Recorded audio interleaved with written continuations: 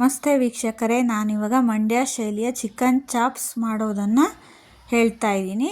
ಈ chicken chops ಮಾಡಲು ಒಂದು ಫ್ರೈಯಿಂಗ್ ಪ್ಯಾನನ್ನು ಸ್ಟವ್ ಮೇಲೆ ಇಟ್ಕೊಳ್ತಾ ಇದ್ದೀನಿ. ಇದಕ್ಕೆ ಒಂದು 2 ಸ್ಪೂನಷ್ಟು ಎಣ್ಣೆ ಹಾಕ್ಕೊಳ್ತಾ ಇದ್ದೀನಿ. ಈ ಎಣ್ಣೆ ಬಿಸಿಯಾದ ಮೇಲೆ ಒಂದು ಅರ್ಧದಷ್ಟು ಈರುಳ್ಳಿ, ಬೆಳ್ಳುಳ್ಳಿ ಹಾಗೂ ಶುಂಠಿಯನ್ನು ಹಾಕ್ಕೊಳ್ತಾ ಇದ್ದೀನಿ. ನಂತರ ಒಂದು 3 ಸ್ಪೂನ್ ಧನಿಯಾ ಬೀಜ ಹಾಕ್ಕೊಳ್ತಾ ಇದ್ದೀನಿ. ಚಕ್ಕೆ, ಲವಂಗ, ಏಲಕ್ಕಿ, ಒಂದು ಟೊಮೊಟೊವನ್ನು ಹಾಕಿ ಒಂದು 5 ನಿಮಿಷಗಳ ಕಾಲ ಚೆನ್ನಾಗಿ ಫ್ರೈ ಮಾಡ್ಕೊಳ್ತಾ ಇದ್ದೀನಿ. ಸ್ವಲ್ಪ ಮೆಂತ್ಯ ಸೊಪ್ಪನ್ನು ಸೇರಿಸ್ಕೊಳ್ತಾ ಇದ್ದೀನಿ ಹಾಗೂ ಒಂದು 5-6 ಹಸಿಮೆಣಸಿಕಾಯಿ ಸೇರಿಸ್ಕೊಳ್ತಾ ಇದ್ದೀನಿ. ಇದೆಲ್ಲವೂ ಒಂದು 5 ನಿಮಿಷ ಚೆನ್ನಾಗಿ ಫ್ರೈ ಆದ ಮೇಲೆ ಮಿಕ್ಸಿ ಜಾರಿಗೆ ಒಂದು ಅರ್ಧ ಕಪ್ನಷ್ಟು ತೆಂಗಿನ ತುರಿಯ ಜೊತೆ ಸ್ವಲ್ಪ ಕೊತ್ತಂಬರಿ ಸೊಪ್ಪು, ಸ್ವಲ್ಪ ಪುದೀನ ಸೊಪ್ಪಿನೊಂದಿಗೆ ನೀರನ್ನು ಸೇರಿಸಿ ಒಂದು ಮಿಕ್ಸಿಯಲ್ಲಿ ನುಣ್ಣಗೆ ರುಬ್ಬಿಕೊಳ್ತಾ ಇದ್ದೀನಿ.